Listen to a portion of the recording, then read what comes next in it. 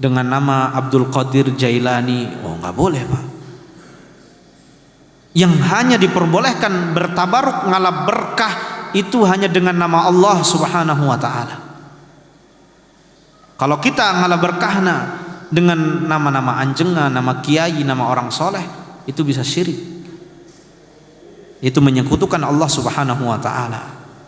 Makanya setiap ingin aktivitas, sebagaimana penulis di sini mengawali bukunya dengan Bismillahirrahmanirrahim. Faidahnya adalah tadi ngalap berkah dari Allah Subhanahu wa ta'ala. Tapi harus dengan nama Allah Subhanahu wa ta'ala.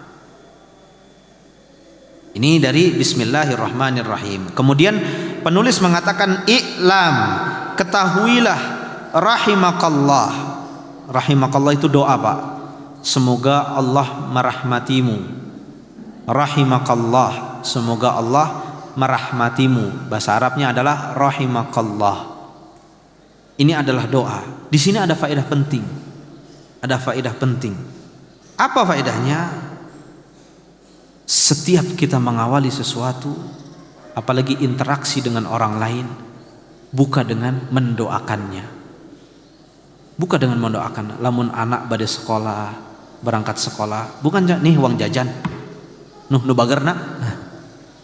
Doakan semoga Allah menjagamu na, semoga ilmunya bermanfaat, baru lepas cul sekolah.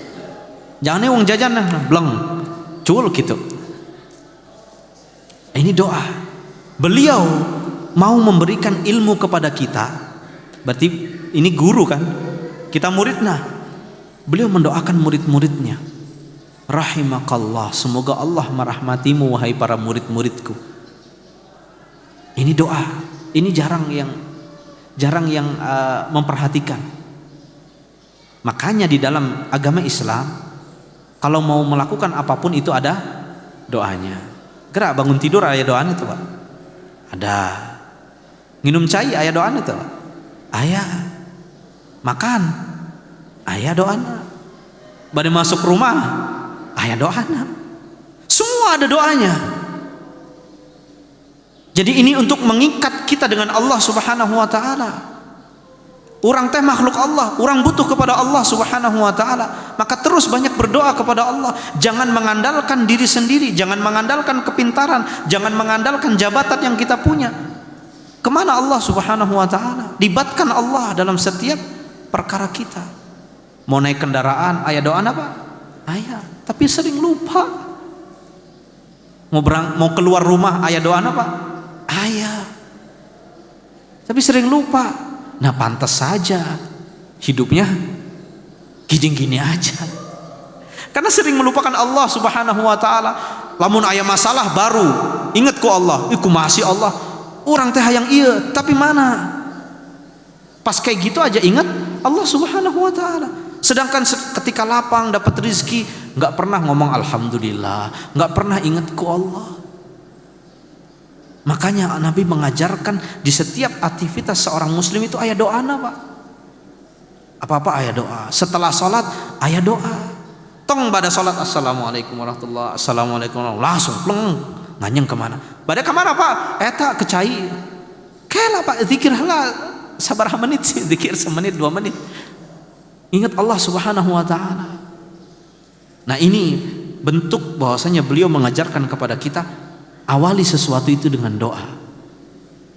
Maka beliau mengatakan ingin memberikan ilmu kepada kita, berdoa, i'lam rahimakallah, ketahuilah semoga Allah merahmatimu. Itu doa, semoga Allah merahmatimu.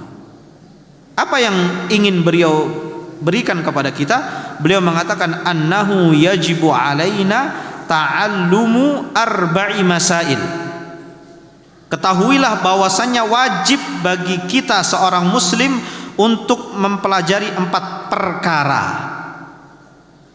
Mempelajari, mengetahui 4 perkara. Yang mana 4 perkara ini harus menjadi pola hidup setiap muslim. Menjadi dasar pola hidup setiap muslim. Nah, sama seperti kalau bapak-bapak mau sukses nih, ini kiat sukses ini. Seminar bisnis, hayang kaya. Nah, begini caranya Pak. ketahuilah ada 4 yang harus diketahui. Nah, yang pertama, al-ula, apa dari 4 perkara itu? Al-ilmu, yang harus menjadi dasar bagi setiap muslim adalah ilmu. Ilmu apa, Pak? Wa huwa ma'rifatullah wa ma'rifatu nabiyhi wa ma'rifatu dinil Islam. Apa 4 perkara itu? Yang pertama, ilmu. Di 4 perkara yang wajib diketahui oleh setiap muslim, yang pertama adalah ilmu. Ilmu naon, Pak? Ilmunya ada 3. Ilmu mengenal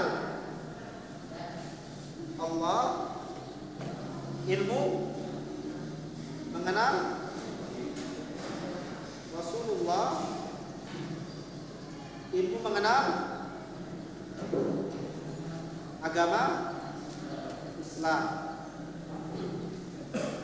Ini tentang ilmu. 4 perkara yang wajib dipelajari atau diketahui oleh setiap muslim. Yang pertama adalah ilmu. Ilmu naon? Lain ilmu peternakan, lain ilmu pertanian. Tapi ilmu mengenal Allah, ilmu mengenal Rasulullah, ilmu mengenal agama Islam. Berarti ini ilmu naon, Pak? Ilmu agama. Ayat apa di pertanian mengajarkan mengenal Allah? Ayatnya di teknik tentang mesin mengajarkan mengenal Rasulullah. Semua ini diajarkan di dalam ilmu agama Islam. Makanya yang dimaksud dengan ilmu di sini ilmu agama Islam. Dan mengenal Allah, mengenal Rasulullah, mengenal agama Islam ini fardhu ain, wajib bagi setiap hamba. Setiap hamba paham, setiap orang. Setiap orang tidak bisa diwakilkan dengan istri kita, tidak bisa diwakilkan dengan anak kita. Kita yang harus tahu. Karena ini ilmunya fardhu ain.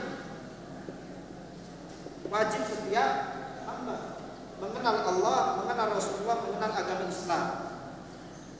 Nah, di sini beliau memberikan garis besar. Ilmunya itu bil adillah. Ilmu semua ini harus dilandasi dengan dalil. Harus dengan dalil. Kita mengenal Allah, mengenal Rasulullah, mengenal agama Islam harus dengan dalil. Apa itu dalil? Naon itu dalil? Dalil apa? Apa dalil? Bukti. Lamun aya nu maling, bis maling. Kamu maling ya? Terus ente mana dalilnya? Mana buktinya maksudnya? Dalil itu bukti. Nah, kalau bukti di dalam agama Islam berarti keterangan dari Allah dan Rasul. Itu namanya dalil. Makanya lamun khatib Jumat ngomong dalilnya adalah firman Allah Subhanahu wa taala, oh berarti buktinya itu perkataan Allah. Dan ilmu ini harus dilandasi dengan dalil. Kita mengenal saha nama Nabi sallallahu alaihi wasallam harus ada dalilnya, keterangannya. Kita mengenal Allah Subhanahu wa taala, bagaimana sifat-sifat Allah, nama-nama Allah, harus ada dalilnya, buktinya mana? Makanya kalau berbicara tentang masalah agama Islam itu harus dengan dalil. Harus dengan dalil, bukti mana? Nah, dalilnya harus benar.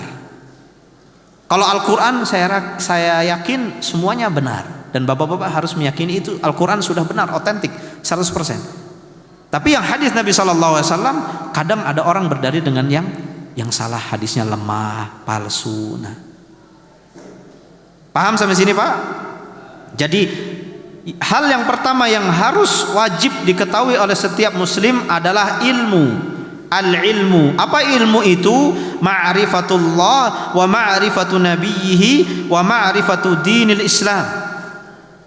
Yang dimaksud ilmu di sini adalah mengenal Allah, mengenal kanjeng Nabi sallallahu alaihi wasallam, dan mengenal agama Islam. Dengan apa? Harus dengan dalil. Makanya di buku ini, Pak, mengajarkan bagi kita nanti paling banyak hanya dalil. Mau ngomong apa? Ada dalilnya. Tentang apa? Ada dalilnya. Nah, itulah indahnya Islam. Aya buktina. Jadi lain ngebohong. Urang teh aya buktinya. Urang ngomong ki aya buktina. Rasul mengajarkan ini ada buktinya, ada dalilnya, ada landasannya. Lain rekayasa, lain buat-buatan, tapi ada dalilnya, ada wahyunya. Nah, ini yang akan kita pelajari. Kemudian yang kedua, al-amalu bihi. Setelah kita mengilmui, perkara yang kedua itu apa? Setelah ilmu amal. Setelah ada ilmu, diamal. Perkara yang kedua yang wajib kita lakukan. Bapak tos sampai ilmu kepada kita sekarang bahwasanya diberikan ilmu begini, langsung diamal. Oh, ini halal, ini haram. Ini pokoknya yang kedua. Al-amalu bihi, mengamalkan ilmu itu. Wassalisatu, dan yang ketiga ad-da'watu ilaihi. Perkara yang ketiga itu mendakwahkannya. Nah, sekarang Bapak sudah tahu nih tentang ilmu yang saya berikan. Nanti sampai rumah, kewajiban bapak-bapak semua mengajarkan kepada keluarga. Keluarga sah, anak, istri, ajarkan. Habis maghrib kumpulkan sini. Ya, bapak dapat juga kiai ngajarin. Lain gitu Pak, ya kewajiban orang. Mengajarkan itu bukan hanya tugas kiai, tugas semuanya. Setiap muslim yang punya ilmu wajib mengajarkan ilmu itu kepada siapapun itu. Jadi lamun ayah bapak-bapak lah dibilang, juga kiai mengajarkan nu bener gitu. Lain, itu kewajiban kita. Karena Allah mengatakan ku anfusakum wa ahlikum nara. Jagalah dirimu dan keluargamu dari api neraka. Berarti semuanya. Lain tugas kiai ngedatangan rumah hiji-hiji, Pak, ini begini, Pak, ini. Tapi semuanya, Pak, setiap kepala keluarga wajib mengajarkan. Jadi nggak ada alasan, wah saya mah belum berilmu jadi nggak bisa berdakwah. Ente Pak, Bapak bisa mengajarkan a, ba, ta, eta dakwah. Eta dakwah. Saha nu ngajarkan anak orang Al-Fatihah saha Pak? Saya pengen tanya, siapa yang mengajarkan anak kita Al-Fatihah? Jangan sampai jawabannya kiainya. Rugi Pak, rugi. Nanti yang dapat pahala siapa? Kiainya Pak, lain orang. Coba kalau kita yang mengajarkan Al-Fatihah ke anak-anak kita Pak. Ketika anak kita bisa ngomong, coba Pak diajarkan Bismillah. Walaupun kita juga nggak fasih-fasih, belajar Bismillah, terus diajarkan Al-Fatihah sampai dia bisa. Dia bisa Al-Fatihah karena siapa Pak? Karena kita. Setiap dia sholat, Al-Fatihah dibaca entah Pak? Dibaca, pahalana ke saha? Urang. Ngalir pahalana ke urang. Padahal cuma ngajarin Bismillah, Al-Fatihah hungkul. Makanya semangat Pak untuk belajar agar bisa kita mengajarkan kepada orang lain. Intinya kepada anak-anak kita, ke istri-istri kita. Nah, inilah dakwah Pak, yang harus menjadi pola hidup seorang muslim.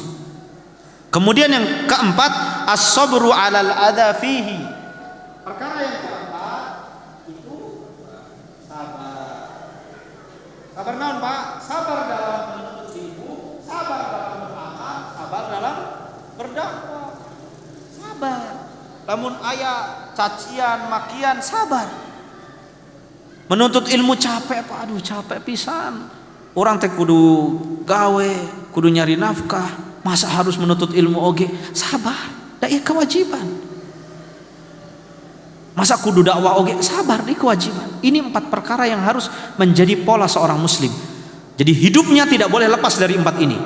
Yang pertama ilmu, yang kedua amal, yang ketiga dakwah, yang keempat sabar. Termasuk dakwah Pak, ngajak orang ke masjid. Sudah azan zuhur nih misalnya, pas ngelewat ke rumah bapak, sabab Pak Parjo lagi, misalnya Pak Parjo lagi duduk-duduk di depan rumahnya ngopi, Lewat kita Pak, Pak Parjo, tos adzan, hayu orang ke masjid. Itu dakwah Pak. Itu terus dakwah. Terserah Pak Parjo mau ikut atau tidak, yang penting orang udah ngajak. Hayu Pak, ke masjid tos adzan tah. Oh siapa? Nah kalau Pak Parjo ini ngikut Pak, pahalana kita besar Pak. Sholatna Pak Parjo, pahalana ngalir ke orang, karena kita yang ngajak. Jadi jangan diem saja ngelihat ada orang yang masih ngopi di depan rumahnya padahal udah adzan, dibiarkan. Nah kalau tiba-tiba Pak Parjo marah, ayo nak so alim pisan sih eta. Kalau sampai dicaci maki seperti itu sama orang yang kita ajak kebaikan, sabar Pak, sabar. Nggak apa-apa, sabar. Ada orang di atas kebaikan.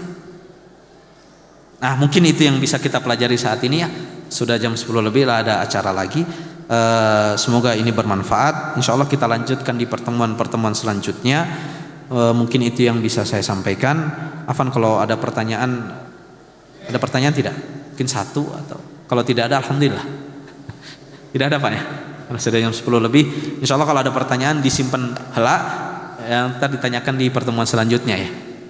Mungkin kita tutup dengan doa kafaratul majelis. Subhanakallahumma bihamdik asyhadu an la ilaha illa anta astaghfiruka wa atubu ilaik.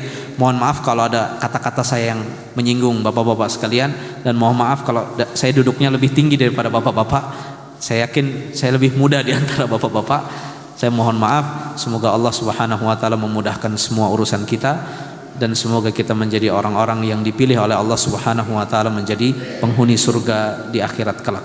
Allahumma amin, Allahumma amin. Assalamualaikum warahmatullahi